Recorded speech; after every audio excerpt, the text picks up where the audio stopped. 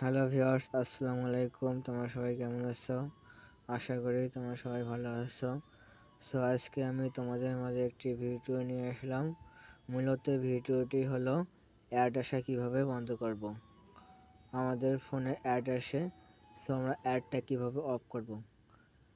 আমরা প্রথমে ফোনের শাটারটা নিচে নামাবো। শাটারটা নামাবো, এখানে সেটিং অপশান করবো, আমরা সেটিংয়ে ক্লিক করব। সেটিংয়ে আসার পর নিচে একটু স্ক্রল ডাউন করবো, স্ক্রল দেখতে পাবো গুগল অপশান। আমাদের ফোনের কারো যদি গুগল অপশান না থাকে, আমরা সার্চ অপশান ক্লিক করব। সার্চে আমরা লিখব গুগল।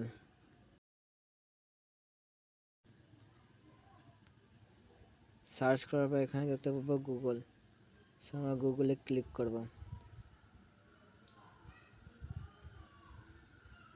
গুগলে ক্লিক করে এখানে দেখতে পাবো এল সার্ভিস, আমরা এল সার্ভিসে ক্লিক করব। ক্লিক করবার নিচে একটু স্ক্রল ডাউন করব, অ্যাডসে ক্লিক করব।